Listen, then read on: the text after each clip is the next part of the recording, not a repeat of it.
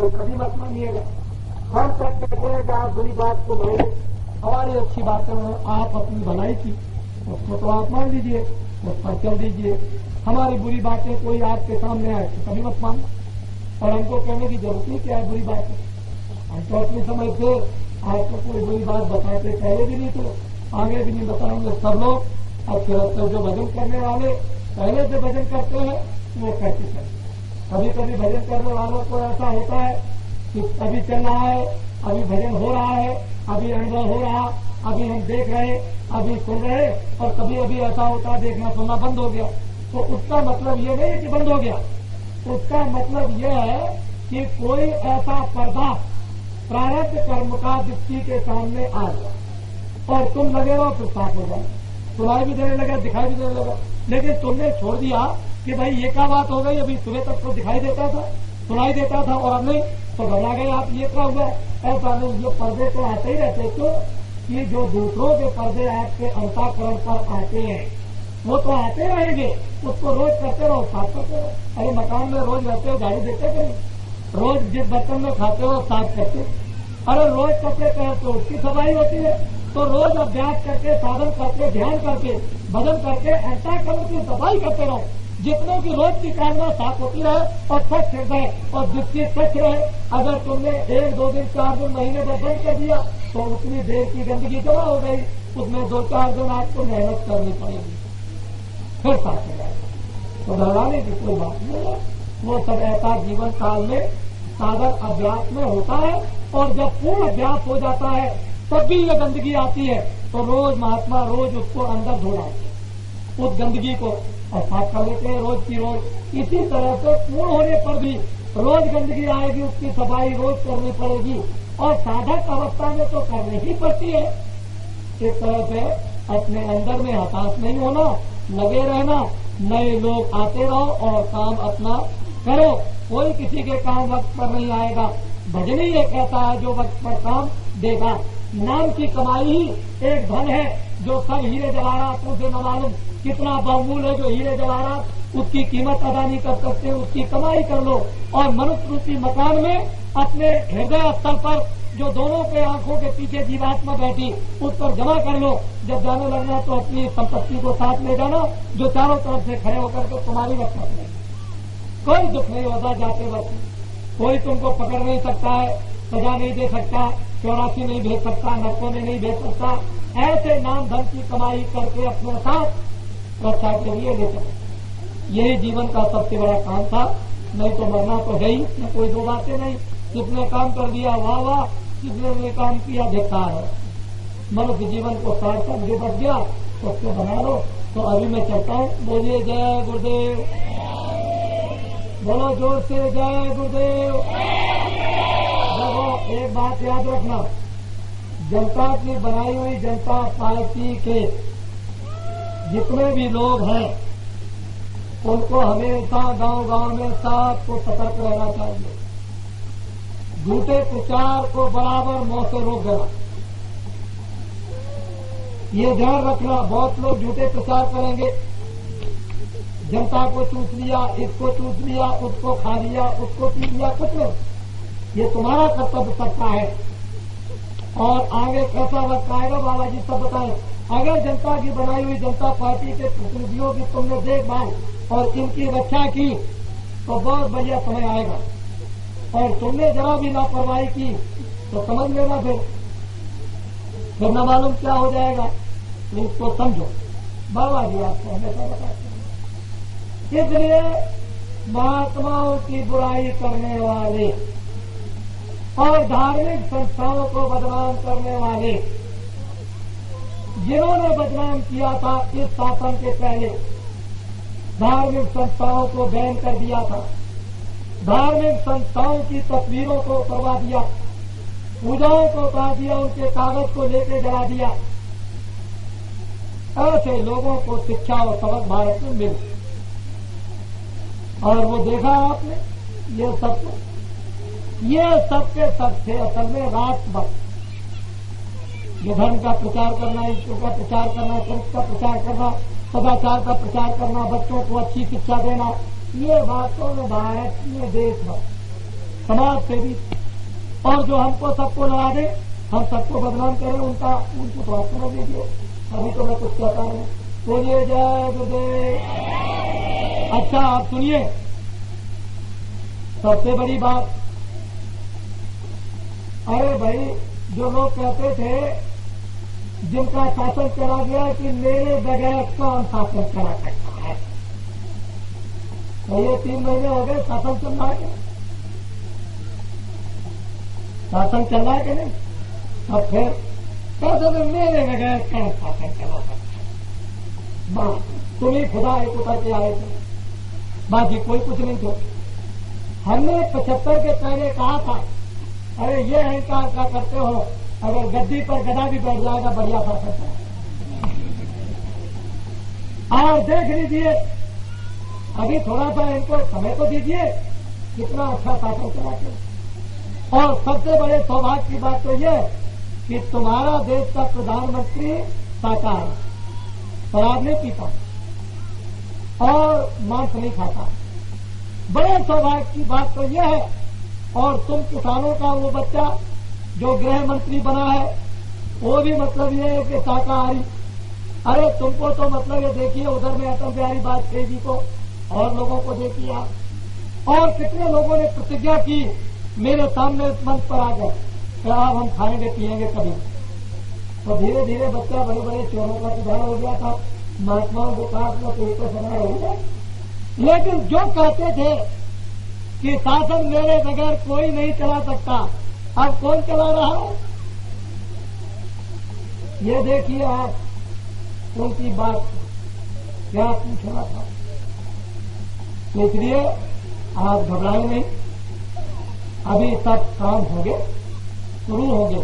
अभी काम क्या किया? अभी तो उन्होंने सीखा नहीं, समझा नहीं, बैठे नहीं, खजाने में कुछ छोड़ा नहीं। अब धीरे धीरे समझ लेंगे, सीख लेंगे, और फिर उसके बाद इंतजाम सब करेंगे। और राजा जो होता है, प्रजा को जो सुख देता है वही राजा है, और जो प्रजा को सुख देता है वही उसमें भगवान का अंश आ जाता है। जो प्रजा को सुख दुख देता है उसमें भगवान का अंश नहीं रहता, वो निशाचर हो जाता है रावण की तरह से। और तुम ये समझो, कोई अगर तुमसे पूछे तो तुम उसका उत्तर ये दो कि भगवान राम ने रावण को मारा और बाली को मारा, और राज किसको दिया था? रावण के भाई विभीषण, बाली के भाई सुग्रीव को ही। अरे लक्ष्मण को भी बैठा सकते थे, लेकिन नहीं, उसी के भाई को डाल दिया।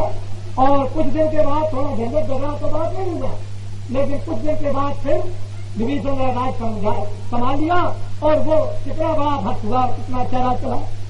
सुग्रीव ने भी, यानी उस समय पर झगड़ा झंझट हुआ, लेकिन थोड़े दिन के बाद संभाल लिया। ऐसे ही झंझट झगड़त यानी अभी हो गए थोड़ा बहुत, और फिर संभाल लेंगे, ठीक है। तो थोड़ा सा कम से कम सोचना चाहिए। जिनकी पाताल में जड़ गड़ गई हो, जो तुमको ये बताते हो हमको कोई नहीं हटा सकता, भगवान भी खुदा भी उतर के आ जाए तो हमको कोई नहीं निकाल सकता। इसलिए भगवान ने अपना चमत्कार दिखा दिया, सत्य और सत्य करो। पता नहीं कहा गए, अब तो दिन रात सोचते हैं कि मुझे जेल में न बंद कर। अरे हम लोगों को तो बिना कसूर जेल में बंद किया, वहां सुन करके आफत आ रही है। ये क्या हो गया? अभी क्या देखते हैं, ये जितने भी लोग हुए अभी सब जनता पार्टी में चले जाएंगे। ये क्या है? अगर 10, 20, 25, 50 को बंद कर दिया जाए ना, तो एक भी नहीं रहेगा, सब जनता पार्टी मिल जाएगी। ये लोग 10 दिन भी जेल के अंदर नहीं रह सकते। हम लोगों ने तो बेड़िया डाली, हथकड़ी डाली, इनको अगर बंद कर दिया जाए तो ये 10 दिन फना मांग जाए, कहे हम निकल के देते जीवन में कभी भी नहीं। ये होगा। आप जेल की यात्रा नाखून खींच लिए, ये कर दिया, टट्टी के मुकाम पर पेट्रोल रख करके आग लगा दी, किसी की टांग तोड़ दी, बच्चों को छोटे छोटे 10-10 बरस की बच्चियों को नंगा करके उल्टा मारा। अरे अगर इनके ऊपर में 4 तमाचे भी पड़ गए तो ये पना मार गए, हम कभी देगा सरकार हमको बच दिया। अरे क्या देखा ये हालत। बड़ा समय पर 21 महीनों में जो पिटाई हुई है थानों में या अनाथ स्थानों पर, वो जनता को मालूम है। जेल के अंदर में जो यातनाएं मिली है सब भुक्तभोगी है, ये समझना चाहिए। अच्छी तरह बोलिए जय गुरुदेव, जोर से बोलिए जय गुरुदेव। अरे भैया ऐसे काम किसानों नहीं चलेगा। तुम्हारी आवाज भगवान के दरवाजे तक पहुंच जाए, जो थोड़ा बहुत पाप जो यहाँ पर फैल गया है, ऐसी भगवान बरसात करे कि ये पाप एकदम से बहकर नदी में होकर के समुद्र में चला जाए। नहीं तो ये पाप तुमको नुकसान करेगा। तो तुम दुख की आवाज भगवान के दरवाजे तक पहुंचाओ और बाबा जी तुम्हारी तरफ से प्रार्थना करें कि इन पर दया कीजिए, इन पर दया कीजिए। तो जोर से बोलिए जय गुरुदेव। अच्छा प्रेमियों, अब की अभी थोड़े दिनों में इधर से आता हूं। हमको यहां से लेकर के और जयपुर तक, सीकर से लेकर के जयपुर तक सब हमको सामने लिखा हुआ मिलना चाहिए।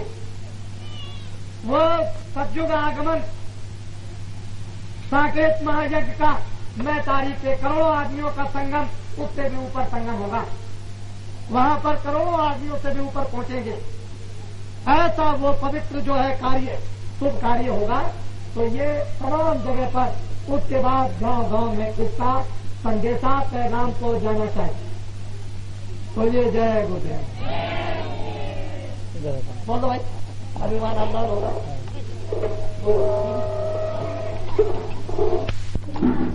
आज तारीख 3 शाम का सत्संग फतेहपुर के अंदर शुरू हो रहा है। गुरुदेव जय गुरुदेव, जय गुरुदेव, जय गुरुदेव नाम किसका, जय गुरुदेव नाम किसका, जय गुरुदेव नाम किसका।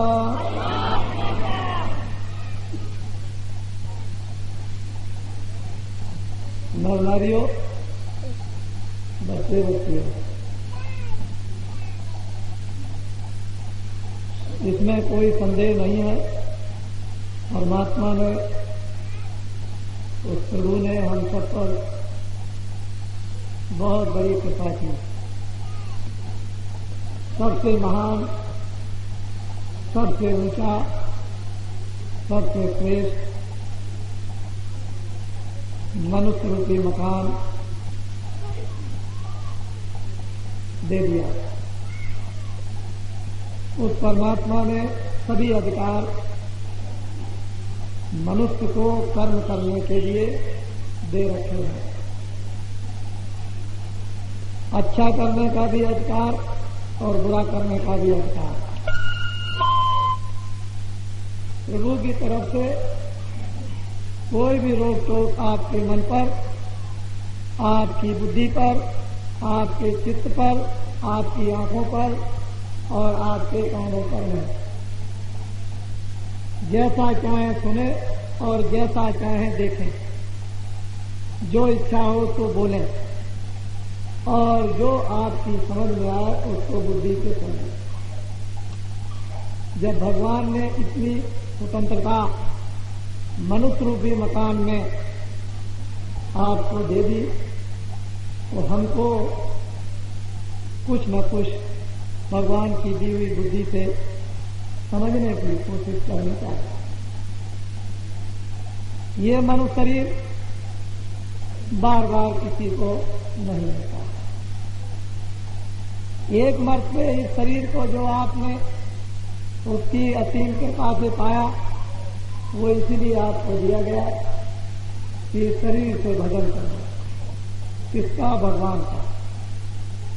इस शरीर से किए हुए पापों को भस्म करो।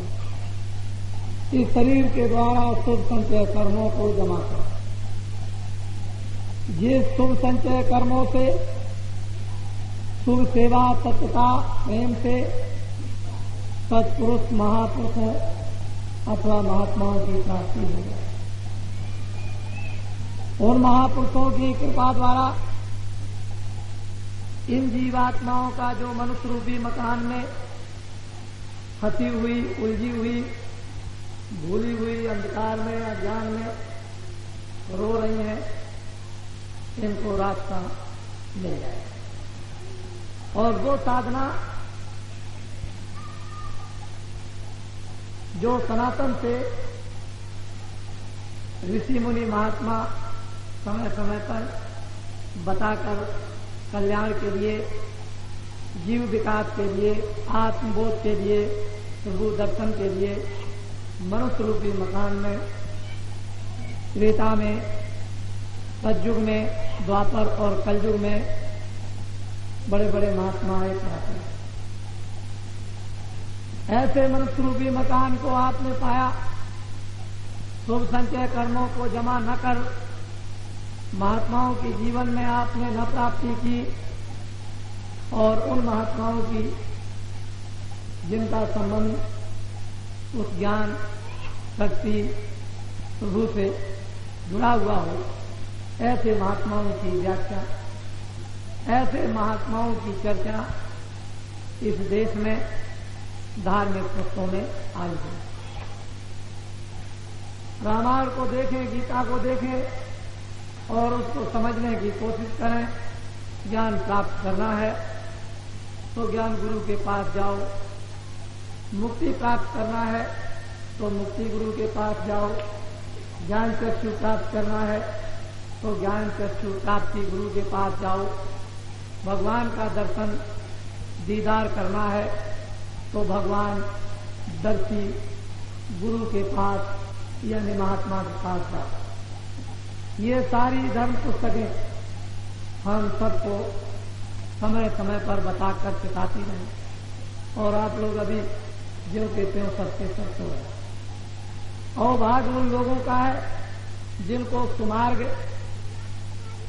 सुलभ साधना, सुलभ उपासना, सुलभ ध्यान और सुलभ भजन, और वो नाम और वो परमात्मा का रूप और वो परमात्मा के स्थान, परमात्मा के लोग हमको मालूम हुए, और रास्ता जिस रास्ते से हमको जाना है, ये अपना अपना सब लोगों को सौभाग्य समझना चाहिए कि जीवन में हमारा सबसे बड़ा काम जो करना था वो हो। इसी संबंध को, रास्ते को, भेदभाव को जानने के लिए बड़े बड़े लोग जप, तप, दान, पुण्य आदि सद्भावना, सत्यता और घरों को छोड़कर एकांत देशासन तीर्थों में जाकर बसते थे, फिर भी मार्ग मिलना मुश्किल होता था।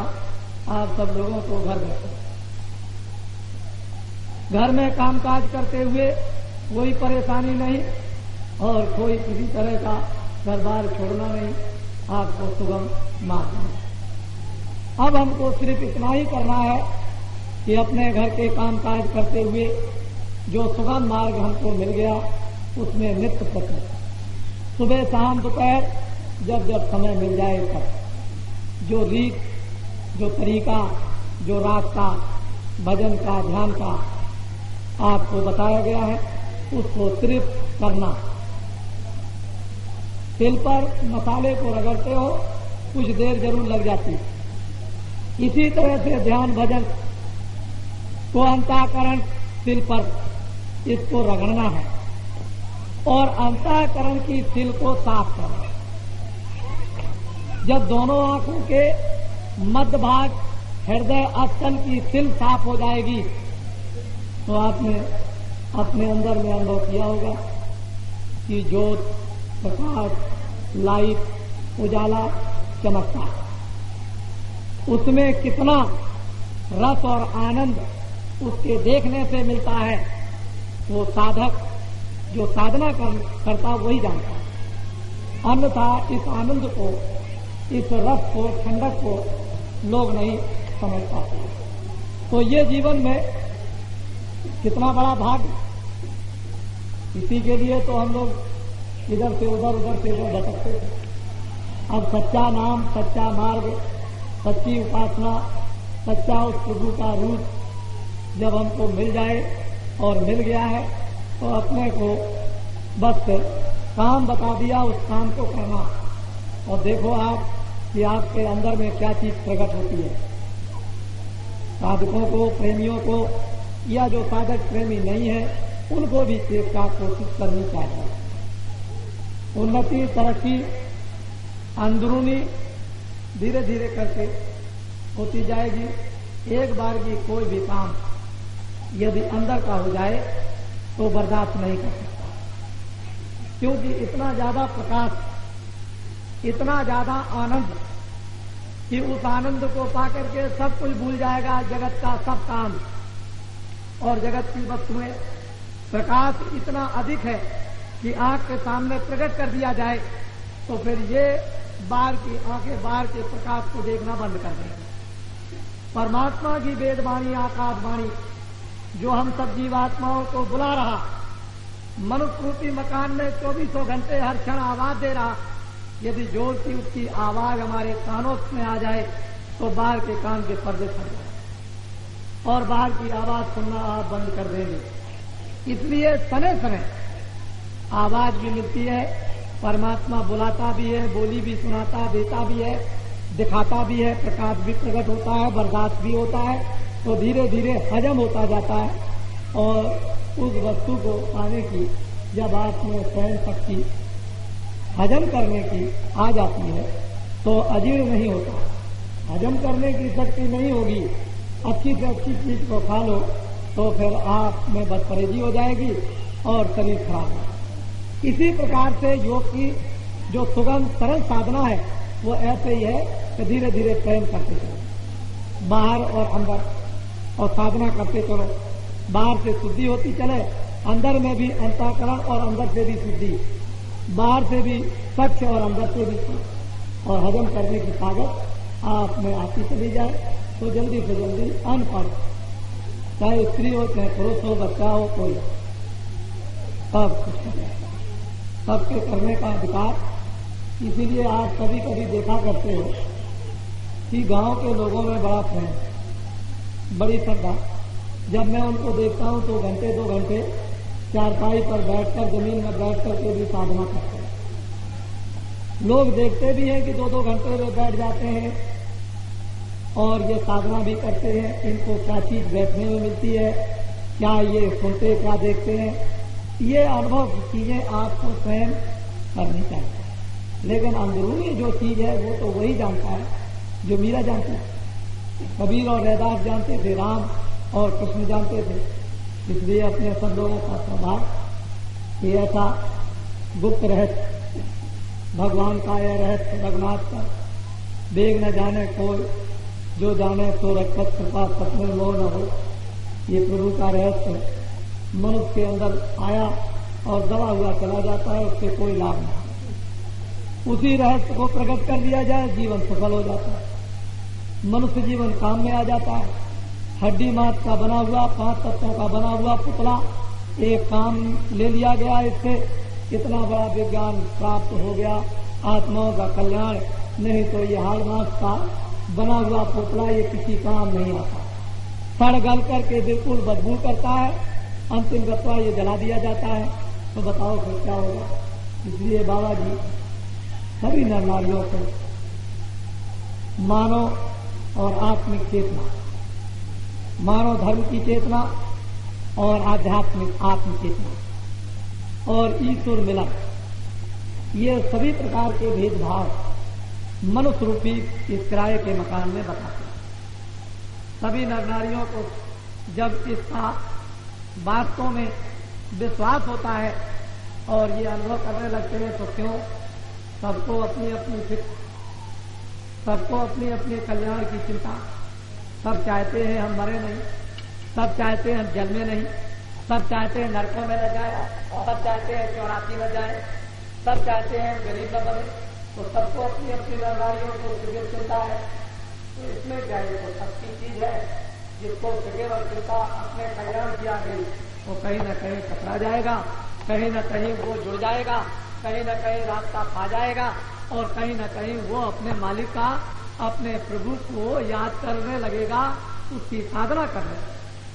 इसलिए आपको रास्ता मिल गया है, इसमें कोई संदेह नहीं। नर नारी अच्छी तरह से हिंदुस्तान में करोड़ों साधन भजन कर रहे।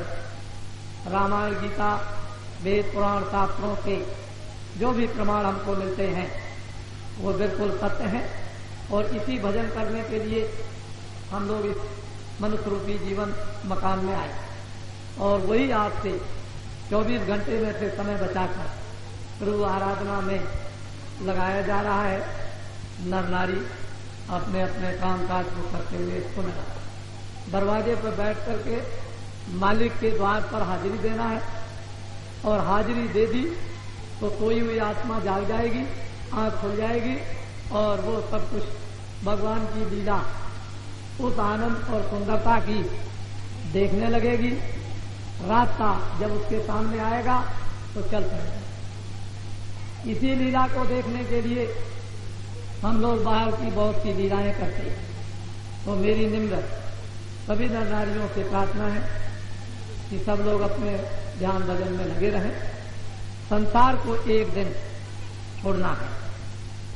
चाहे जितना भी संबंध, बड़े से बड़ा संबंध और छोटे से छोटा संबंध, पुत्र का पुत्री का पति और पत्नी का रिश्तेदार, कुटुंब, जात, बिरादरी, धन धाम, राजपाट आदि का सब कर लो, लेकिन एक दिन आपको सबसे अलग होकर और निराश होकर, मजबूर होकर के आपको यहां से निकाला जाएगा।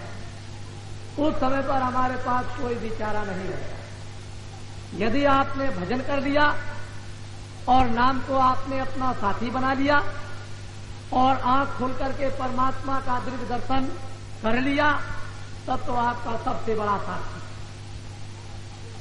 सहयोगी, जो आपका मालिक है, जो प्रभु और परमात्मा है, वो आपके साथ हो जाएगा।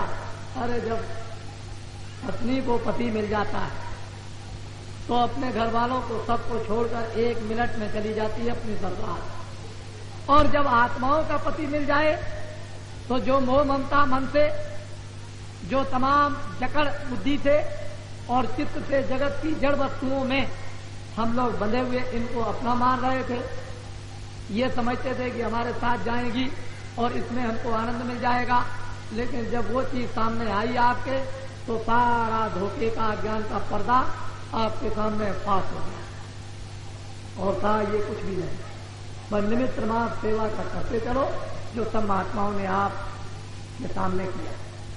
उसी तरह की सेवाएं करो। लक्ष्य अपना ये रखोगे एक वक्त सारा सबको छोड़कर जाना, अपने घर में जाने का और घर बसाने का मरने के पहले काम कर लो।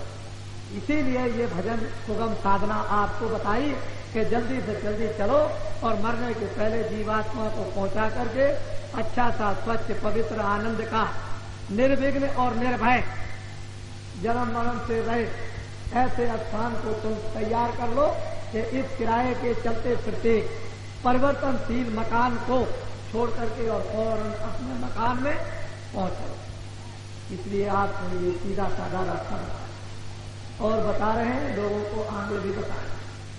अब मेरी कुछ बातें हैं कि मैं ये तो लोगों को साधना कराता ही हूँ, मेरा तो ये मुख्य लक्ष्य है ही। इससे ये पता चलता है कि मैं पक्का धार्मिक, कच्चेपन का कोई काम नहीं, बिल्कुल पक्का। एक महात्मा जी दक्षिण में, एक महात्मा जी पश्चिम में और एक महात्मा जी पूरब में, 3 महात्मा रहते थे। पश्चिम वाले तरबूज बेच करके, काट करके बेचा करते, और दक्षिण वाले महात्मा सबको पानी पिलाते थे, और पूरब वाले महात्मा तबला बजाते थे बेचा करके। और वो ये कहते थे कि आओ चलो जल्दी से देखो कितना अच्छा पका मीठा तरबूज है।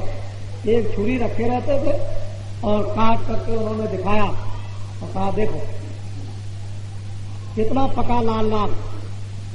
लोग देखते थे और कहने लगे बहुत मीठा, और कहने लगे जैसे ये पका वैसे ये भी पका, देख लो ये पका ये भी पका, कच्चा नहीं है, न ये कच्चा न ये कच्चा, खा लो तुम पका हुआ, जितना खाना चाहो उतना। इधर दक्षिण में पानी पिलाते थे, गर्मी के महीने में लोगों को बुलाया आओ पानी पियो बहुत ठंडा, तर हो जाओगे। जब उसको पानी पिलाने लगे तो कहे कि खूब पी लो, जितना तुम चाहो उतना तुमको पिला दे, बहुत ठंडा। इसमें से एक भी बूंद गिर गई जमीन पर तो जितनी बूंदें गिरेंगी उतने ही जूते पड़ेंगे। किसके जूते? जमराज के।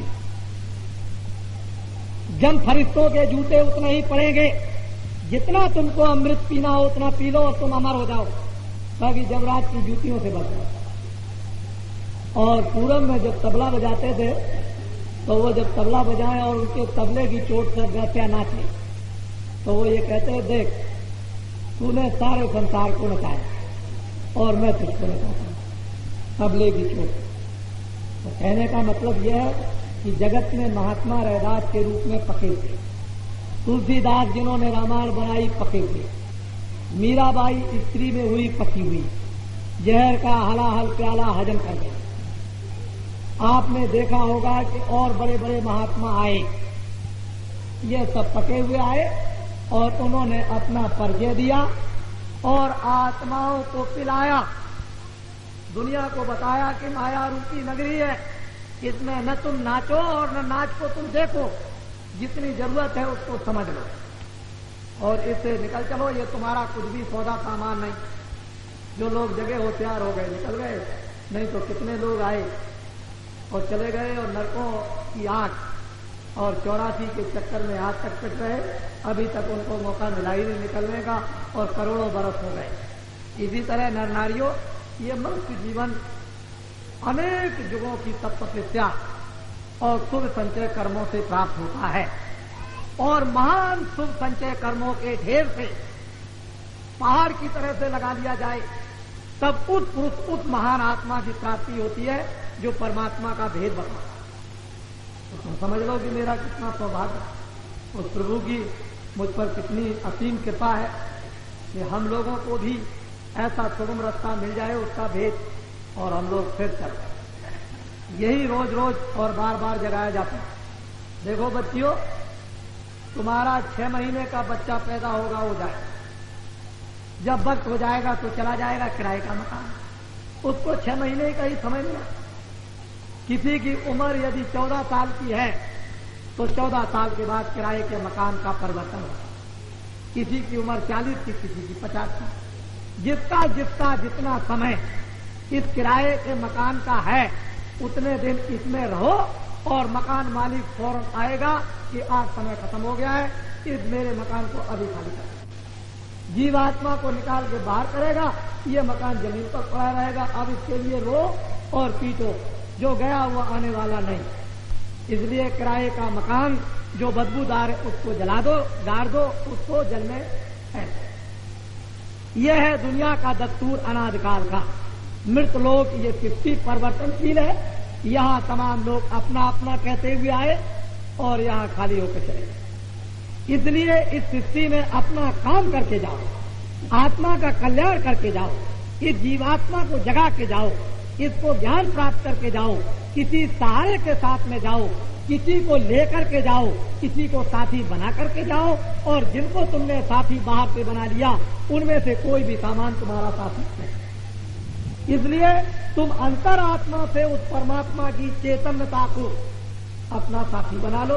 बस एक दफे अगर तुमने साथी अब की बार मरने के पहले बना लिया तो फिर वो कभी भी आत्माओं को छोड़ने वाला है ही।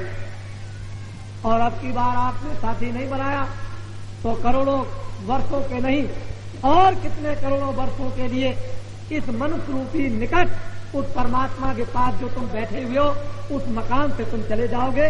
फिर इतना समीप में बैठने का तुमको अवसर फिर मनुष्य रूपी मकान में मिले। इसलिए महात्माओं ने जो इस मनुष्य रूपी शरीर की अर्वचनीय यानी उन्होंने महिमा की है कि जीवात्मा भगवान के बिल्कुल दरवाजे पर बैठी है। अंदर से आंख खोलो और ऊपर आसमान की तरफ उन दिव्य आसमानों की तरफ में लोगों की तरफ देखो, आंख खुल जाएगी और फिर तुम देखोगे कि ये खेल भगवान की ये लीला क्या हो रही है, तब मालूम होगा। आंख को बंद करते रहोगे तो क्या मालूम होगा। अब मेरी बातों को आप ध्यान रखें। ये तो मैं देश में सन 75 के पहले भी उपदेश कर रहा। मैं वैसे जब भी धार्मिक था, भगवान का रास्ता जब भी बता रहा था आपको, लेकिन सन 75 में जब आपात की स्थिति लगी तो बाबा जी को भी 29 जून सन 75 को मथुरा आश्रम से यह आरोप लगा करके DIR में उन्होंने बंद किया कि दिल्ली सरकार का सत्ता प्राप्त होने जा रहा है। मुझे बंद कर दिया सेंट्रल जेल में 15 दिन में एक मीसा होता है वो लगाता है, और उसके बाद 21 महीने तक जेल में रहा और इतनी छोटी कोठरी में बंद किया कि ऐसे हाथ कर दीजिए तो इधर की दीवार में हाथ और इधर हाथ लग जाएगा। इतनी छोटी कोठरी, वो 6 फुट की ऐसी और 12 फुट की है, और उस कोठरी में 20-20, 22-22 घंटे बंद रखा। सोच लीजिए आप, बड़ा परेशान, लेकिन अपनी माला लेकर भगवान के ध्यान में बैठ जाते थे, कुछ पता नहीं था। बड़े ध्यान से सुनिए आप, और उस पर भी बेड़ी डाल दी, उस पर भी हथकड़ी डाल दी, बड़े बड़े परेशान, और उस पर भी आश्रम को ले लिया, जमीन को ले लिया, सामान उठा करके ले गए, इसलिए कि बाबा जी राष्ट्र का तख्ता पलट रहे। जो सदाचार, जो चरित्र, देशभक्ति, आत्माओं के कल्याण का पाठ पढ़ा रहा था, उसको तख्ता पलट के आरोप में किस लिए आरोप लगाया कि कबीर ने, नानक ने, तुलसीदास ने, राम ने और कृष्ण ने, नारद जी ने और महात्माओं ने आगे आने वाले समय को बताया। वर्तमान वो सन 75 में जो शासन था उसने सोचा कि ऐसे लोगों को हैरान किया जाए। तो आपको मालूम है, कंस ने भी कृष्ण के माता पिता को हैरान किया, जेल में बंद किया। कबीर और तुलसीदास को भी बंद कर दिया। बड़े ध्यान से आज सुनिए, भगवान राम को भी रावण पाताल लोक में लेके चला गया था और वहां भी उसने राम को भी जेल में बंद कर दिया था, और बहुत से लोगों ने ऐसी यातनाएं, रावण ने ऋषियों के खून को खींचा। परिणाम क्या हुआ तो आपको जानते हैं। जब देश के अंदर लोग इस तरह का निर्भय होकर के दुराचार, अन्याय, पापाचार करेंगे तो उसका परिणाम तो भगवान तो है ही। तो समय समय पर भक्तों के लिए भक्त वत्सल बनकर प्रहलाद को जो फेंका था ऊपर से नीचे पहाड़ से, और नीचे भगवान ने हाथ लगा लिए, उतार करके जमीन में खड़ा किया। मीराबाई को जहर दिया कि अभी स्वाहा हो जाएगी, लेकिन भगवान ने अपने भक्तों के लिए भक्त वत्सल बनकर उसकी जिब्या पर बैठ करके आप जहर पी लिया, मीरा को नहीं पीने दिया। तो भगवान है। बड़े ध्यान से इस आरोप में पकड़ करके जेल में बंद कर दिया था, इसलिए आपके नगर में आपका दर्शन नहीं हो सका। इतने दिन के बाद चिंता तो सभी को थी, इसमें कोई संदेह नहीं, नर नारी सभी तड़पते थे। और जब जरासंध ने कृष्ण भगवान को 14 मर्तबे लड़ाई करके भगा दिया तो भगवान चले गए द्वारका। तो गोपियां सब उनके प्रेम में रोती रह गए। ये भी इतिहास कहता है। कभी कभी और बहुत तरह के इतिहास भी बताते हैं, लेकिन बाबा जी ने ये कहा था कि शराब पियोगे, मांस खाओगे, दुराचार करोगे, कत्ल करोगे, चोरी करोगे, अन्याय करोगे और अनेक प्रकार के जुल्म और रिश्वत लोगे तो पापों से घड़ा भर जाएगा, और जब घड़ा भरेगा तो पूछेगा जरूर।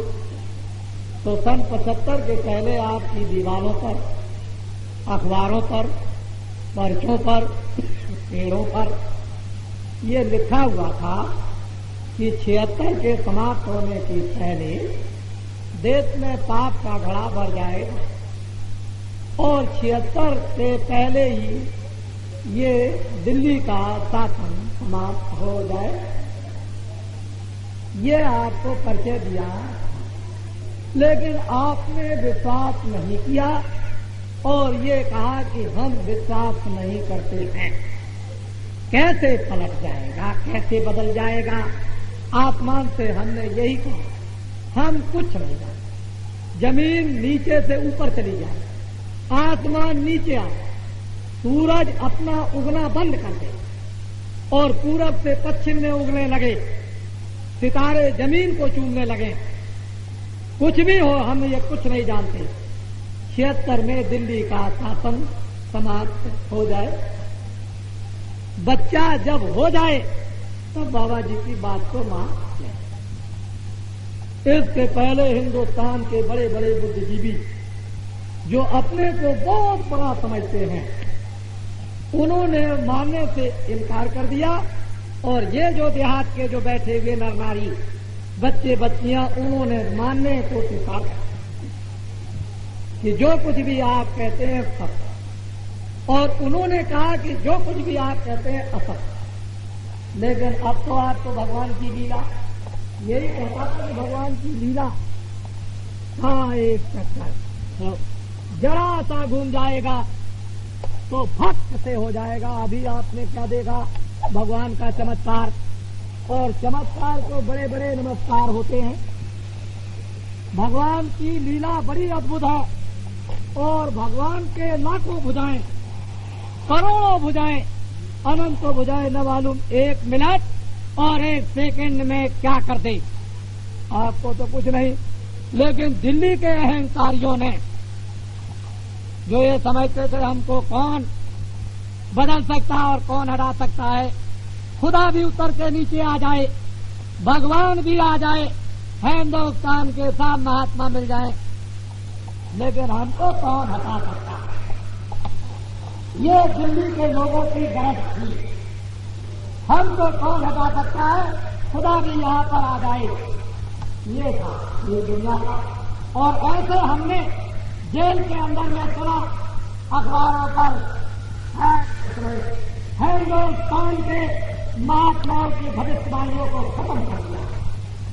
ये हमारे अखबार में निकलती थी। बाबा जी ने अंत में ये कहा कि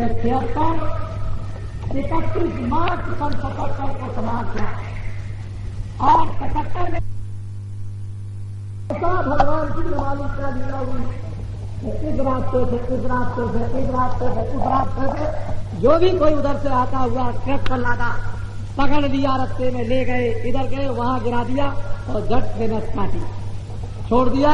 लाखों हिंदुस्तान में आदमी मर गए और किसान महीनों महीनों नहीं 6-6 महीने तक खेतों में छुपे रहे, शहरों में सामान खरीदने नहीं आते थे।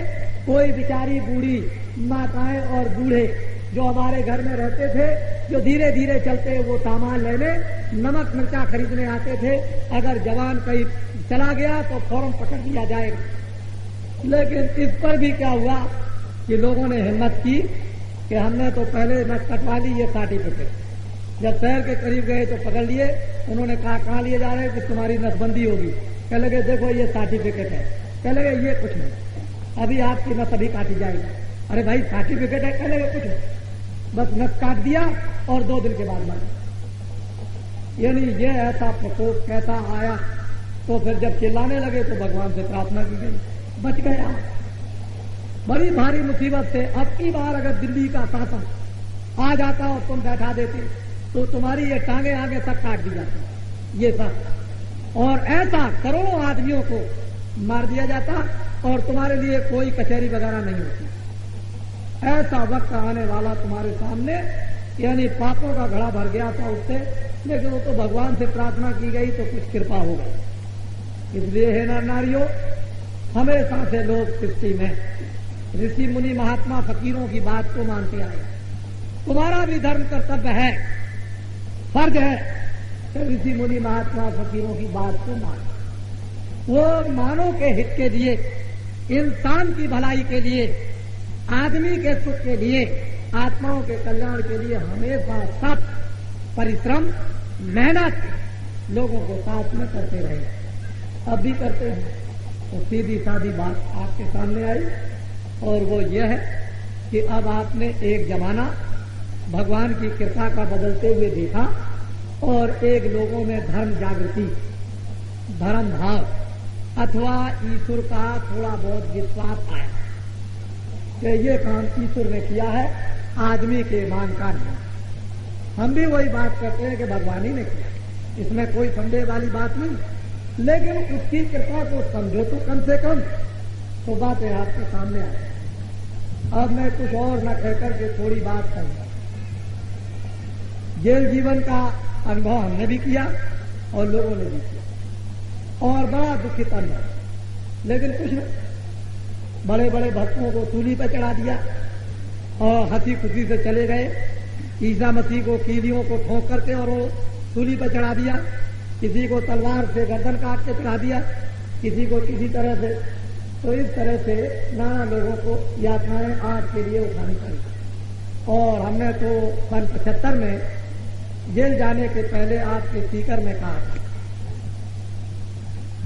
कि आप हमको भी बंद करके देख लीजिए, अगर आपका तख्ता न पलट जाए तो बच्चे करिए। बिल्कुल ओपन सत्संग मीटिंग में स्पीकर सुभाष चौक में कह के गया, और लोग प्रयास कर रहे थे क्योंकि बाबा जी भगत की बातें बताते हैं। हमारी तरह से और लोगों की तरह से किसी का नाखून उतार लिया, नंगा करके 10-10, 12-12, 25 वर्ष की बच्चियों को मारा गया, बच्चों को मारा गया, आदमियों को उल्टा टांगा गया। इस 21 महीने के अंदर आपात स्थिति में बड़े भारी नादिरशाही यानी जुल्म हुए हैं, मामूली नहीं। उनके घर की गरीबों की संपत्ति को लेकर चले गए, लेकिन आपात स्थिति में कोई नहीं बोला कि ये काम अच्छा नहीं, इसको मत करो। बाबा जी ने फिर भी कहा, बाबा जी के भक्तों ने एक आवाज उठाई, ये ठीक नहीं, लेकिन उनको दमन करने के लिए बड़े कुचक्र चलाए गए और बहुत परेशान प्रेमी भक्तों को किया गया, लेकिन कोई नहीं। भक्तों को ये विश्वास था कि थोड़े समय के बाद ही एक परिवर्तन हो जाए। ऐसी लोगों में ईश्वरी भावना आ चुकी थी और वो आपके सामने आया। अब हमेशा विश्वास करते रहिएगा, भगवान का विश्वास रखिएगा। क्यों कि हम जो कुछ भी बोलते हैं वो किसी के आधार से बोलते हैं। मेरा आधार कोई मंच पर बैठकर खड़े होकर के बात नहीं किया करते, जो होने वाली बात होती है उसी को कहा करते। जेल से निकलने के बाद कई लोगों को 3 अप्रैल से लेकर के और 14 अप्रैल तक ये कहा कि अगले महीने में यानी प्रांतों का भी शासन अधिकांश में समाप्त हो जाएगा और वहां कुछ दिन के लिए राष्ट्रपति शासन होगा और चुनाव हो जाएगा। उस चुनाव में सभी चुनाव में एक बारी परिवर्तन हो जाएगा, जिनका उस समय पर शासन वो सब खत्म हो जाएगा।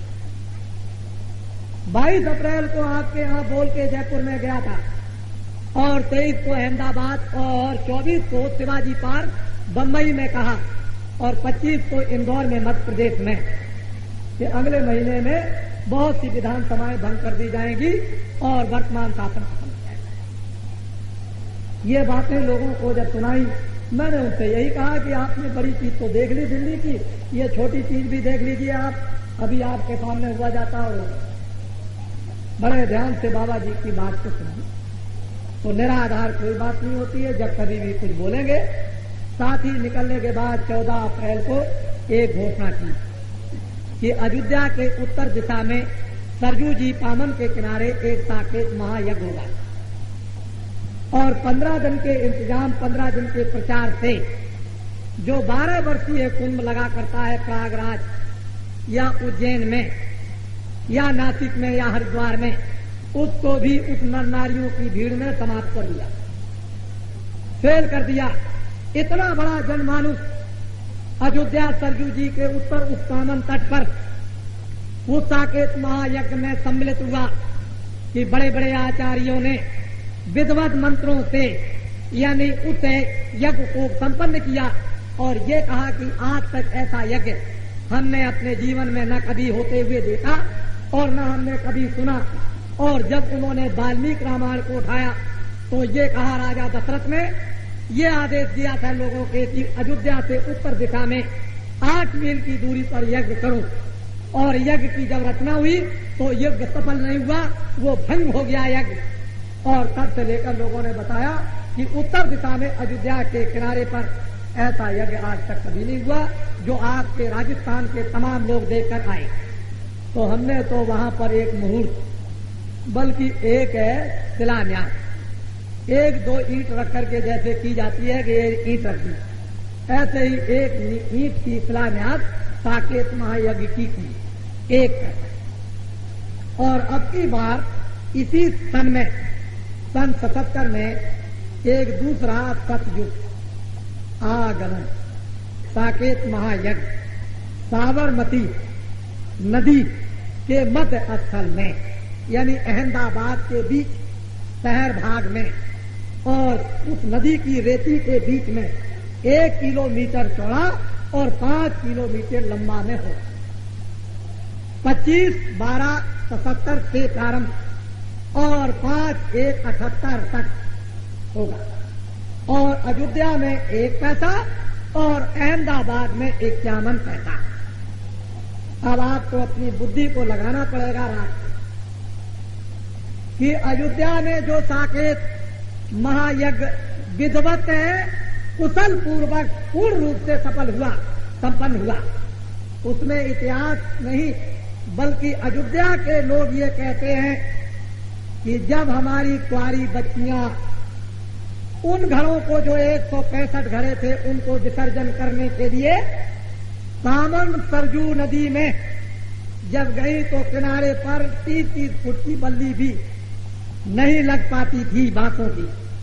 और जब घड़ा लेकर के गई तो सरजू महारानी ने ऐसा करिश्मा दिखाया कि वो एकदम पानी घटता हुआ चला गया और देवियां छोटी छोटी इस पार से उस पार चली।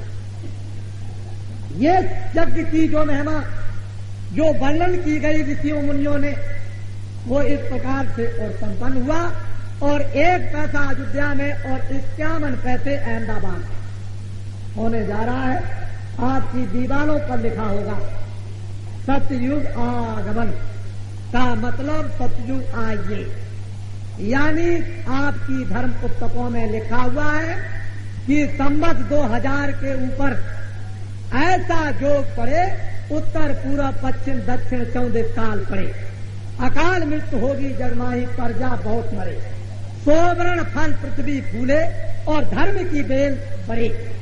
अभी आपने महात्माओं की पुस्तकों को समझा नहीं, तो ये सतयुग जो आगमन का जो साकेत महायज्ञ 51 पैसा होगा और उसकी वो बुनियाद जो जमीन में मकान बनाने की लगाई जाती है वो बुनियाद लगाई जाएगी।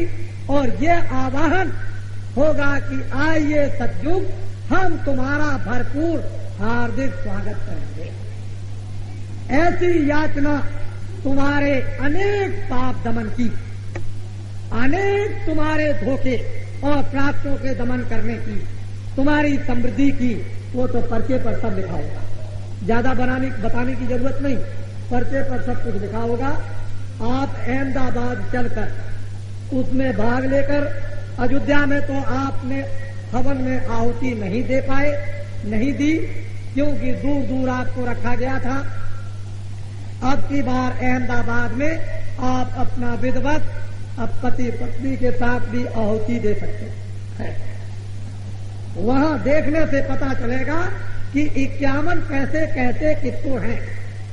इसलिए याद रखिए 25/12/77 से और 5/1/78 तक सतयुग आगमन साकेत महायज्ञ विद्वानों के वेद मंत्रों और धर्म पुस्तकों के उन मंत्रों द्वारा और हिंदुस्तान के जितने भी गुप्त देवता जहां कहीं पहाड़ कंदरा दरिया के किनारे मंदिर और मठों में कहीं भी विराजमान बैठे होंगे, ये सब के सब भाग करके साबरमती मध्यस्थल सतयुग आगमन साकेत महायज्ञ में पहुंच जाएंगे।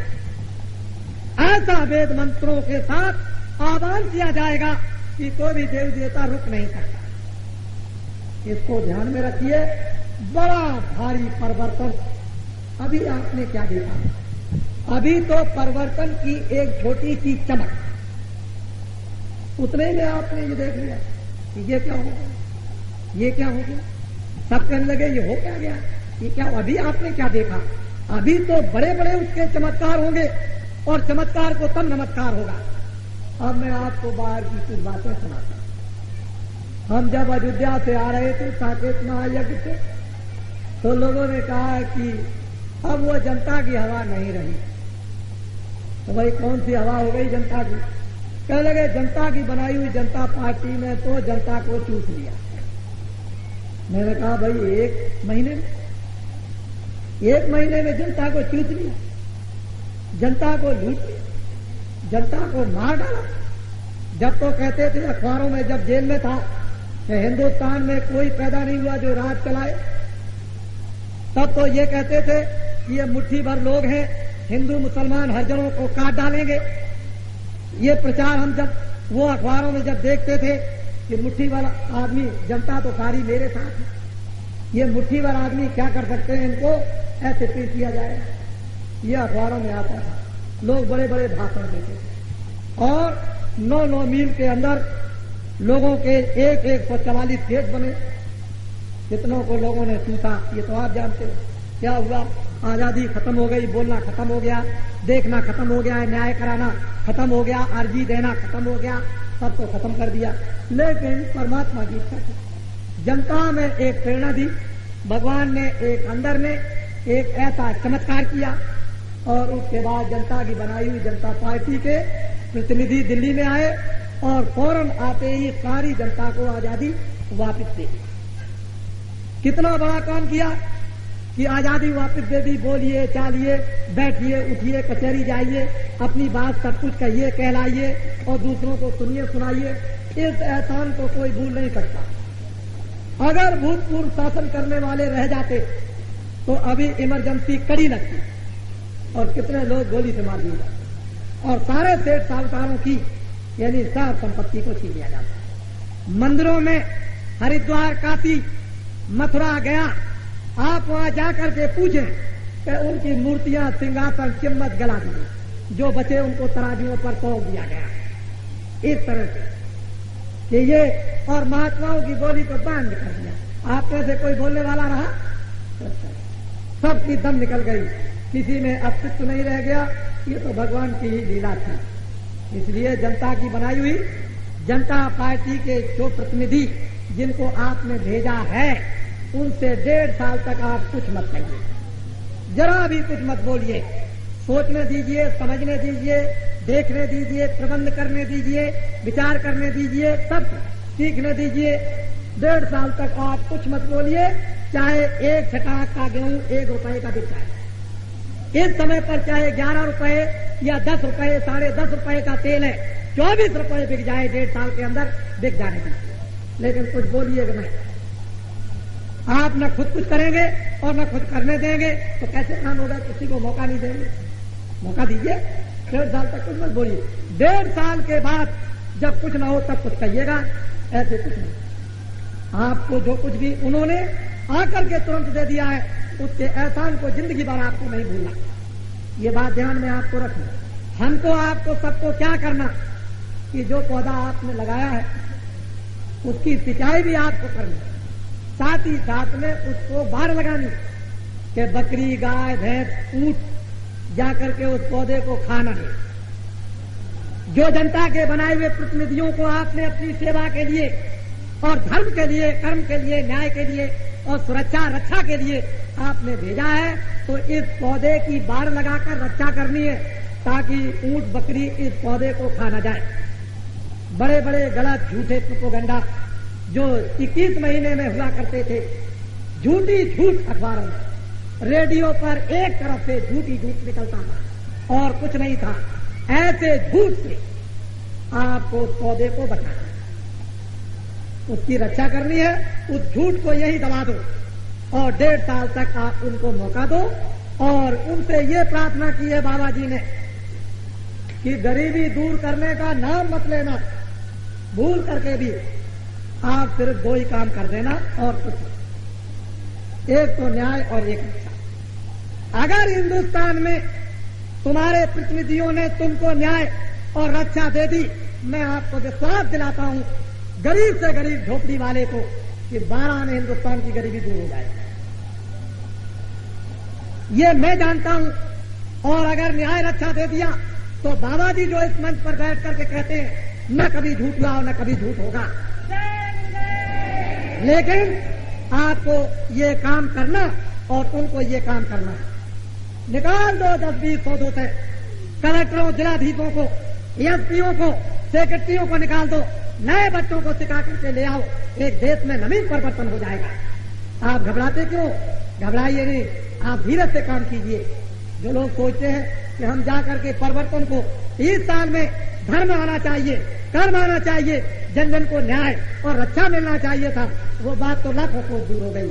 और ये क्या हो गया इस समय पर? और फिर चाहते हो आप भगवान का भी कोई चक्र नहीं समझते हो, ईश्वर की कोई लीला नहीं, ईश्वर को उठा करके ताक में रख देते हो और सोचते हो इस आदमी को मार डालेंगे, धर्म का नाम निशान मेट देंगे, रामायण गीता को फाड़ डालेंगे और महात्माओं को खत्म कर देंगे और ईश्वर को तो पृथ्वी पर यानी जिस तरह से कंस ने मार दिया उस अपनी बहन के बच्चों को उसी तरह से उनको मार डालेंगे। ऐसी विचारधारा और योजना बनाते हो, ये काम होने का नहीं। हार मात का ये पता नहीं क्या लीला करे, एक ठोकर लग जाए नाक आंख सिर एक ही तार टूट करके खत्म। हम लोगों की तरह से अगर बिजली का ताक लगा दिया जाए, बिजली का ताक अगर इनको लगा दिया जाए, जिनका शासन खत्म हो गया 2, 4, 5, 10 आदमियों को भी, और इन 10, 20, 25 को जेल में डाल दिया जाए तो ये 10 दिन के अंदर में पनाह मांग जाएंगे और जो इनसे कहिए तो ये लिख देंगे, कहेंगे हम अब कभी अपने जीवन में नाम नहीं लेंगे। जो यातनाएं जेल के अंदर में और बाहर मिली उसका अगर थोड़ा सा भी और जो काम किया अगर वास्तव में उसी कसूर से ही इनको सजा मिल जाए तो ये पनाह मांग जाएंगे और इनको बिजली का करंट अगर लगा दिया जाए एक दफे तो ये सब कुछ कबूल देंगे, कोई बाकी चीज छोड़ेंगे नहीं, सब बताएंगे। इन्होंने तो तमाम लोगों को पेट्रोल लगाकर टट्टी के मुकाम पर पेट्रोल लगाकर उसको जलाया, नाखून उतार दिए, उल्टा टांग दिया, नंगा करके बच्चे बच्चियों को मारा। ये अमानते, ये व्यवहार। और फिर आप उस पाप को बुलाना चाहते हो, उसको सामना चाहते हो, तो क्या अभी इससे भी बड़ी घटना आप बुलाना चाहते हैं अपने सिर के ऊपर में? फिर ऐसी घटना होगी जो कृष्ण ने समझाया था कौरवों और पांडवों को, और नहीं माने तो करके दिखाएंगे। समझ लीजिए आप, बड़ी भारी घटना होने वाली है। भगवान से प्रार्थना हो रही है कि प्रभु आपके मनुष्य हैं, आपकी आत्माएं, इन पर दया कीजिए, सुधार हो जाएगा और इनमें धर्म आएगा, कर्म आएगा, चरित्र आएंगे, बुराइयों को छोड़ेंगे। आप नहीं मानते हो तो फिर आपकी मर्जी, जो करोगे तो पाओ, बुरे का बुरा और अच्छे का अच्छा, ये तो इतिहास आपका है, और नहीं करके देख लो, उसमें क्या बात है। इसलिए थोड़ी बातें ध्यान में रखिए। अब मेरी मोटी बात यह है कि मैं भगवान का तो रास्ता बताता ही हूँ, इसमें तो कोई संदेह नहीं। ईश्वर प्राप्ति का रास्ता लोगों को बताया करता, और मैं धार्मिक हूँ। हाँ, ये सुधार की जो बातें कर रहा हूँ उससे मैं कोई राजनीतिक नहीं हूँ, लेकिन अब क्योंकि सुधार की बातें करने में आप मुझे राजनीतिक समझ लें तो अब ये आपकी बुद्धि, मैं क्या करूँ। एक बात और बताएं आपको, सन 75 में 23 जनवरी को कानपुर के फूलबाग के मैदान में जिस तरह से RSS, जनसंघ, इस्लामिया जमातें, अन्य और बहुत सी संस्थाएं, जय गुरुदेव भगवान का नाम वो भी उसको संस्था बना करके करोड़ करोड़ रुपया जो है ऐसी संस्थाओं को बदनाम करने के लिए आदमी रख करके प्रचार सारे देश में किया जाता था कि ये सब राष्ट्रद्रोही हैं। बताइए आप, कानपुर के फूलबाग के मैदान में निमंत्रण हुआ मुझको भी कि अपने धर्म संदेश को सुनाइए आकर, हमने उसको स्वीकार कर लिया। और जब उस मैदान में पहुंचे तो 30 लाख लगभग नर नारियों की उपस्थिति और 45 मिनट बोले, उसमें से एक भी शब्द अखबार रेडियो पर नहीं आया। ये सब यानी जो शासन समाप्त हो गया उसने झूठा प्रचार किया था। हमारा नाम तुलसीदास, आश्रम मथुरा में जय गुरुदेव नाम का प्रचार करते हैं, और जय गुरुदेव नाम उस परमपिता का, और विष्णु के नाम 1000 और भगवान के नाम अनंतों, उसमें से एक नाम जय गुरुदेव भी मान लिया। और आपसे पूछा जाए कि विष्णु के 1000 नाम कौन कौन है तो आप नहीं बता सकते हो, और भगवान के अनंतों नाम कौन कौन है उसको नहीं बता सकते हो, तो धर्म पुस्तकों को देखिए उसमें एक नाम जय गुरुदेव भी निकल आया। हम कोई विपरीत नहीं है। रामायण गीता भागवत वेद पुराण मंदिर मठ सरजू यज्ञ हवन पूजा पाठ जप तप तीरथ सब योग साधना। आप क्यों किसी को ऐसा निकट में आओगे तो सब बातें समझ में आएगी, नहीं तो आपकी समझ में नहीं आ सकती है। तो ये बदनाम किया जाता था, लेकिन जब से शासन समाप्त हुआ तब से देखिए पार्टियों की कोई बदनामी आई कि हिंदुओं ने मुसलमानों को मार डाला, मुसलमानों ने हिंदुओं को मार डाला, इन्होंने ये कर दिया, उन्होंने वो कर दिया। अब कोई बात कहीं नहीं आ रही, सब खत्म। ये सब झूठे प्रचार, इसलिए कि हम लोग किसी प्रकार से अपना अक्षम, अपना अपने लड़के का, अपनी बहू का, अपनी भांजी का, अपनी भतीजी का, सबका अपना शासन जुग जुग तक करते रहे, सारे देश की जनता मर जाए। इसलिए हमको लोगों को ऊपर मारे भाई मिट्टी देकर, बतासा देकर, हाथ लगाकर, पूजा कराकर, पाठ कराकर, भगवान का नाम लेकर आपकी कितनी तकलीफ है दूर करते रहते हैं, और तुम्हारी तकलीफों को दूर करने की भगवान से प्रार्थना करते रहते हैं, और वो सुनता रहता है और आपकी तकलीफें दूर होती रहती हैं। आपने देखा कि सैकड़ों यानी जिनके ऊपर में भूत सवार थे, हमने उनको दिखाया, देखिए कितने लोग भूत से नाच रहे, और 2 दिन के बाद सबके भूत खत्म उतर गए। सब अच्छे होकर के साकेत महायज्ञ में अपने अपने जयकारे भगवान के लगाते हुए होते हैं। अरे कितना उनका फायदा, हर शारीरिक फायदा, मानसिक फायदा, आत्मिक फायदा, परिवार का फायदा, देश का लाभ, सब तरह का लाभ, हर तरह का। बाबा जी आपके लिए प्रार्थना करते रहते हैं और आपको लाभ पहुंचाते रहते हैं परमात्मा से दया मांग मांग कर, और आप ये कुछ भी नहीं समझते तो फिर क्या होगा। इसलिए समझो, उसको सोचो, उसको विचार करो। अब कुछ लोगों को कुछ समय के लिए मौका दो। अरे अब मौका दो जिससे कि 81 पार होकर 82 लग जाए, और 82 के बाद संवत 2000 तक क्या होगा ये बाबा जी बताए। संवत 2000 तक क्या होगा पूरा होने पर, इसलिए सतयुग आगमन साकेत महायज्ञ, सतयुग आओ हम तुम्हारा स्वागत करते हैं।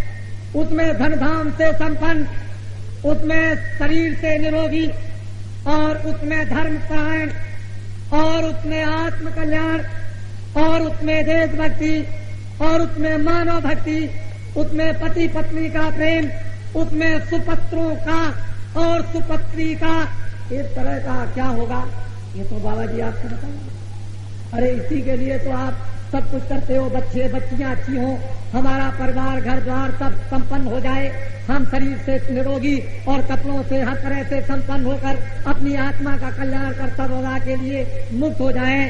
तो सतयुग आगमन साकेत मार्ग वो दीवारों पर आपके आ जाएगा, और अभी आ गया होगा, उसको ध्यान से याद रखिएगा।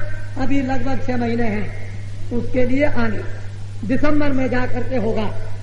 जब साल समाप्त होने लगेगा दिसंबर में, 12वां महीना जब पूरा होगा तो 25 तारीख से प्रारंभ होगा, और जब पहला महीना शुरू होगा तो 5 को संपन्न हो जाएगा। ये अहमदाबाद साबरमती के बीच मध्य भाग में, और आप वहाँ आइए और देखिए। आपने बहुत इधर उधर भ्रमण किया है तो जरा उन देवताओं को जो सब पहुंचेंगे वहाँ, उनके उस आनंद को और प्रसन्नता को भी जरा देख लीजिए, उसका भी कुछ भाग बता लीजिए, बांट लीजिए तो अच्छा होगा।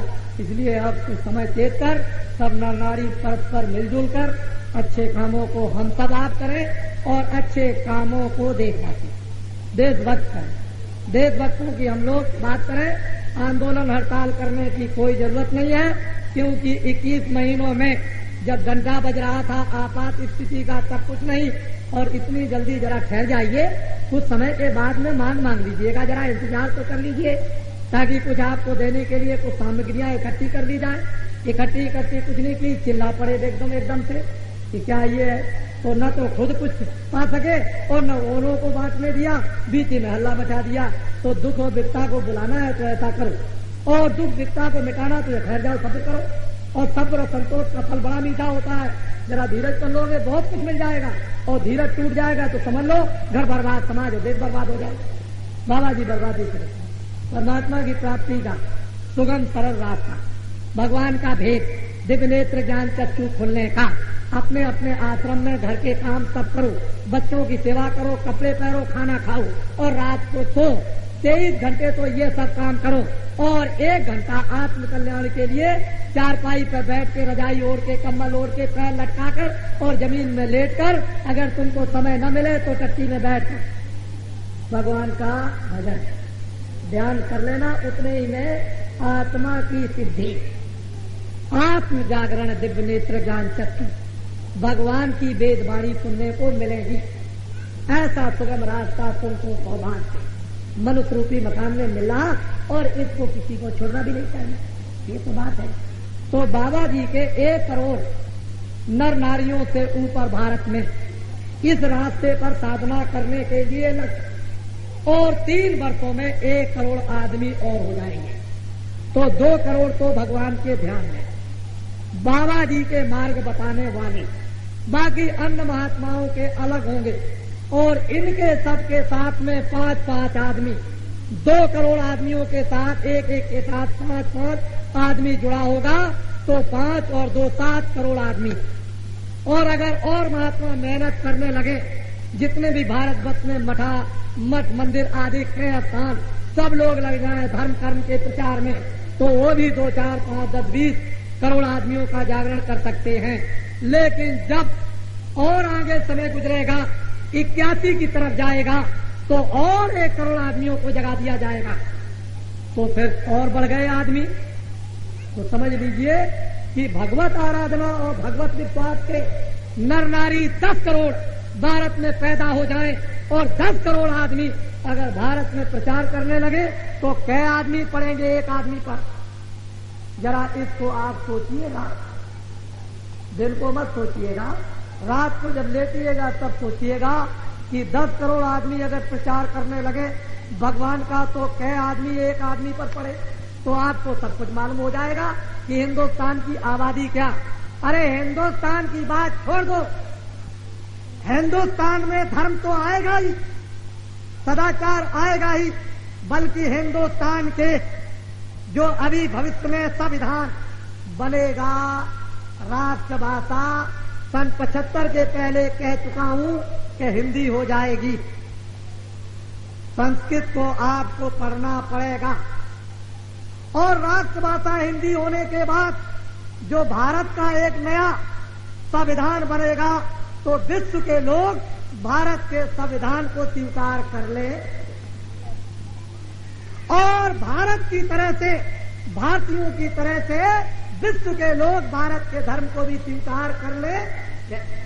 अच्छा बच्चा याद रखना, जब हो जाए तब मान लेना। अरे जब हो जाए तब मान लेना, लेकिन दीवारों पर पर्चों पर याद करके तो रखना। अब तुम्हारी बुद्धि बिल्कुल खत्म हो गई हो, तो मैं इसमें क्या कर सकता हूं? इसलिए जल्दी मत करो। 21 महीने मुझे राजनीतिक जेल में बंद किया गया, धर्म प्रचार के रूप में नहीं, ये राजनीतिक है।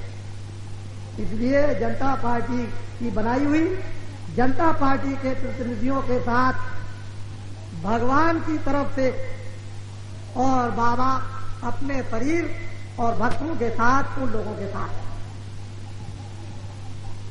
फिर भगवान से और प्रार्थना करेंगे कि इन लोगों में भगवान और सद्बुद्धि दो, जिससे और एक नई चीज खड़ी हो जाए। क्या करेंगे ये नहीं बताऊंगा, ये बिल्कुल नहीं, फिर बाद में बताऊंगा। जब मेरे बताने का जितना बताया उतना हमने बहुत कुछ बताया, और वो सब कुछ होगा, उसमें न होने वाला कुछ नहीं। हमने पर्चों पर, किताबों पर लिखा था कि हिंदुस्तान के सेठ साहूकारों, गरीबों, अपनी तलाशी को हो जाने दो और सामान को ले जाने दो। भारत के प्रधानमंत्री, उनके लड़के और सहयोगियों की तलाशी होगी। क्या आप अब विश्वास नहीं कर सकते हो कि नहीं होगी? अगर भारत में पुकार हो जाए जनता की तरफ से कि तलाशी हो, तो दिल्ली के लोगों को अभी तलाशी देनी होगी। ऐसी बात नहीं हो सकती है कि जनता जनार्दन भगवान की आत्मा की पुकार को भगवान के रूप में अस्वीकार कर दिया जाए, ये कभी नहीं हो सकता। इसलिए उसको याद रखो, बाबा जी ने कोई गलत बात नहीं, ना भविष्य में करेंगे, ना हमको कोई पद चाहिए। हम तो मतलब यह है कि देशभक्त, समाज सुधारक, आत्म कल्याण, भगवान के उपासक उपासना करते हैं, कराते हैं, भगवान में विश्वास रखते हैं। ना हमने कभी शराब पी, ना हमने कभी गांजा खाया, ना हमने कभी भांग खाई, और ना कभी हमने मीट खाया, ना हमने कभी अंडे खाए। आपके सामने शुद्ध शाकाहारी बैठे हुए, जीवन से ही परिवार वालों ने जब नहीं खाया तो हमको खाने का सवाल ही क्या है, क्योंकि हम तो फिर यह है कि इसी रास्ते में आ गए। ये तो भगवान की कुछ प्रेरणा हो गई, इस रास्ते में लग गया। हम भी यही चाहते थे कि भारत का प्रधानमंत्री शराब पीने वाला और मांस खाने वाला न, ऐसा भारत का निरामित प्रधानमंत्री हो, और वो हो गया मोरारजी भाई देसाई।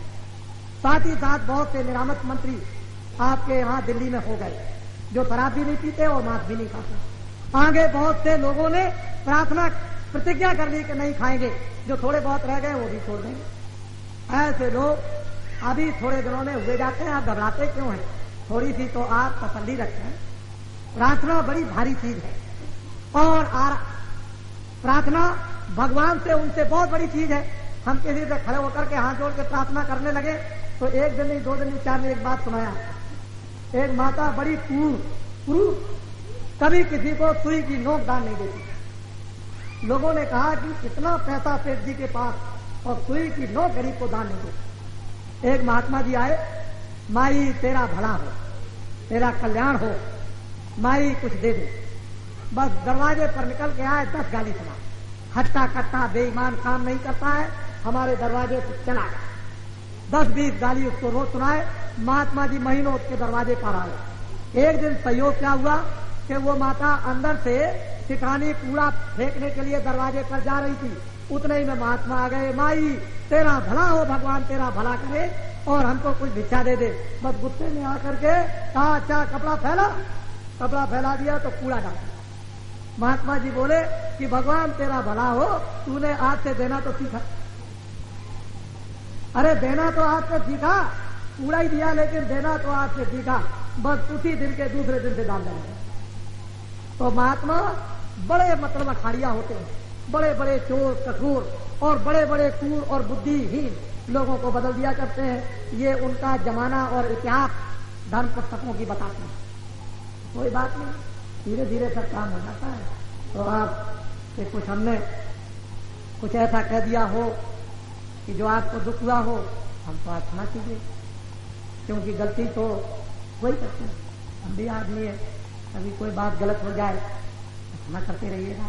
और भगवान एक मिनट चारपाई से उठ करके कुछ मत करो। जमीन के ऐसे जब उठने लगो, पैर जमीन पर रखो तो पैर छो। ये पृथ्वी माता सुबह से शाम अच्छी तरह से निकल जाओ और कुछ मत करो। 1 मिनट भी नहीं लगेंगे, ऐसे कर लेना।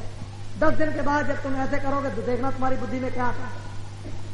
बैठ करके कहना है प्रभु आज का दिन कुशलता से। 10 दिन अगर ये भी करके देख लो तो देखो तुम्हारी बुद्धि में क्या आता है। बस थोड़े दिनों के बाद आप भगवान का विश्वास अंतर से करने लगे। जैसे ही अंतर से विश्वास भगवान का हुआ, क्योंकि परमात्मा तो दयालु है, बल्कि देखता ही है, कोई ना कोई महात्मा मिल जाएगा, बस वो आपको 7 टन की हट बातें आपके सामने रखेगा। लीजिए लग गए आप और बदलते कैसे। ऐसे ही तो संगनारी बच्चियां बदला करते हैं। तो भगवान का रास्ता बतलाऊंगा और आप तो समझ करके चले। और जो शासन समाप्त हो गया है, जिन्होंने बड़े बड़े अपराध किए और पापों का घड़ा भर गया, उनसे मेरी निवेदन प्रार्थना है कि एक माला ले लें और थोड़े देर अपने घर में बैठ करके राम राम राम राम कृष्ण कृष्ण कृष्ण, गंगा गंगा गंगा, जमुना जमुना जमुना, जो भी देवता आप माने, या ये भी कहने लगे कुछ नहीं, अरे मट्टी मट्टी मट्टी मट्टी कुछ भी कहें तो कुछ ना कुछ भगवान का किसी न किसी रूप में ही समझ गए। या यही कहने लगे भगवान तू बहुत खराब है, बहुत खराब है, बहुत खराब है। अगर ऐसा ही करने लगे तो वाल्मीकि की तरह से मरा मरा मरा मरा राम राम। तो कुछ प्रायश्चितों को भी धो डालो जो किए हैं, नहीं तो आगे मरना तो है ही। फिर जमराज की नगरी में जाओगे और जमलोक में वहां जब पिटाई होगी तो कौन बचाएगा। न सोना गया, न चांदी, न मकान गए, न तोप गई, न तब्बूर गई, कुछ नहीं। फिर तो वो पिटाई होती है कि लाखों करोड़ों मील तक आवाज रोने की और कोई भी बचाने वाला नहीं। तो कोई भगवान का स्मरण भी कीजिए। अब जरा सा थोड़ा समझ लीजिए कि हमको परमात्मा ने एक मौका दे दिया है, चलो अब ये करें, लेकिन वही निष्ठा, वही तृष्णा, वही मतलब स्वार्थ लगा हुआ है। तो और मुसीबत कहीं खड़ा मत कर दीजिएगा कि और मुसीबत बुलाना चाहते हैं आप, ऐसा मत करो। भगवान का करो, जो किया है उसको प्राप्त, उसको भगवान से यदि क्षमा याचना मांगो तो परमात्मा को कृपा भी कर दे, तो क्षमा भी करे। बड़े बड़े पापियों को क्षमा कर दिया, आपको कर सकता है क्षमा, ऐसी बात नहीं, क्योंकि वो तो दया का सागर है, इसमें कोई समझिए नहीं। बोलिए जय गुरुदेव, सब लोग बोलो जोर से जय गुरुदेव। ऐसे नहीं, तुमने जो अभी और अभी छोटा सा घड़ा भर के रखा है, अभी बड़ा घड़ा तो फूटा और छोटे घड़े भी फूटे, लेकिन कुछ फूट गए, कुछ रह गए, वो अभी सब बिखर गए। ऐसी जोर से भगवान से यानी अपने दुख की आवाज को पहुंचा दो कि वहां तक चली जाए, उसके दरवाजे पर, ताकि मैं तुम्हारी तरफ से प्रार्थना करूं तो वो सद्युग आगमन, उसके लिए भी तो कुछ प्रार्थना कर लूं चाहिए। हम सब तैयार हैं आपके स्वागत के लिए, सत्कार के लिए। आइए हमको समृद्धि खुशहाली दीजिए। तो जोर से आवाज जय गुरुदेव भगवान की लगाइए। बोलो जय गुरुदेव। ये बात है। ऐसे ही हमेशा हर युग में महात्माओं ने कहा। क्या कृष्ण ऐसे नहीं कराते थे? और गोपाओं से बुलवाते। उस समय पर जब समय को बदला तो ऐसी आवाजें लगती थी, नहीं तो सुई की नोक पांडवों को देने के लिए, और वो तैयार नहीं थे। सब जमीन भी मिल गई, राज का तख्ता भी पलट दिया, महाभारत से कितना बड़ा संहार कर दिया, 56 करोड़ यशवंशी साफ कर दिए, कितनी सेना युद्ध मारी गई, सब कुछ कर दिया। और वो उन्होंने ऐसे ही आपके सामने। तो भाई भगवान का नाम है ये, उन अनेकों नाम में इसको भी समझ लीजिए। 1000 विष्णु के नाम में एक नाम ये भी जोड़ लीजिए। उसमें क्या, जब किताब देखोगे, मैंने बड़े बड़े पंडितों को कहा, हमने देखिए लिखा क्या है, लिखा होगा। तो मैंने कहा आप क्यों कहते थे कि ये नहीं है? कहने लगे आप कभी नहीं। तो सर हम क्या झूठ बोलते थे? अगर हम भी तो जय गुरुदेव नाम रखते हैं, हमारा नाम तो तुलसीदास है और जय गुरुदेव नाम भगवान का। इसलिए क्या कोई हमको राम कहने से इतराज थोड़ी है, लेकिन समय की बात है। अब हमारा प्यार हो गया तो हम इसी से पुकारने लगे। हम मोहब्बत तो हम राम नाम का तिरस्कार थोड़ी करते हैं या कृष्ण नाम का तिरस्कार करते हैं। तो समय समय पर समय की बात होती है। इसलिए समय था, इसलिए अब वो सामने आपके आया। बोलो जय गुरुदेव।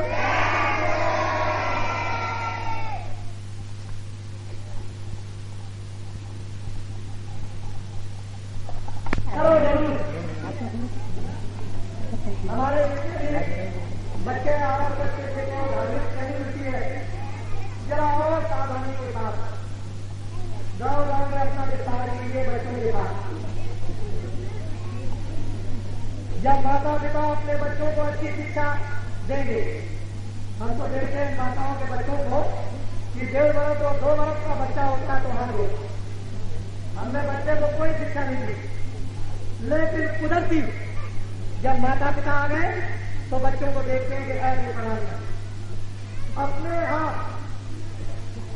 कुछ ऐसी देश में शिक्षाएं अपने आप आती हैं और ये बच्चों को अपने आप ऋषि मुनियों के आश्रमों में शिक्षाएं मिलती थी। और आपके माता पिता बच्चों को ले आते थे, वो सब माता पिता की सेवा कैसे की जाती है, बच्चों का संस्कार कैसे किया जाता, पानी कैसे पिलाया जाता है, सब बच्चे सीख जाए। ऐसे ही आप लोगों को भी चाहिए कि जब कभी भी सत्संग हो तो बच्चों को साथ ले आए ताकि बच्चे भी सीखें। अपने आप सब लोग लग जाओ बच्चों को उठाने के लिए। एक बच्चा देश में भक्त बन जाता है, सारे परिवार को साथ के ले जाता है। और जुग जुग पर, चारों जुगों में जब तक पृथ्वी रहती है तब तक उसका नाम उसके परिवार का है। इसलिए आप अपने अपने बच्चों को माता पिता यानी भक्तिमान बनाओ और ऐसे बच्चे बन जाएं कि जुग जुग तुम्हारा नाम जब तक पृथ्वी रहे तब तक। ये तो काम करना ये है, इसको प्रसन्नता और इसी को कहते हैं आदर। जिसका नाम संसार में होता है उसको ये आदर देते हैं जरूर।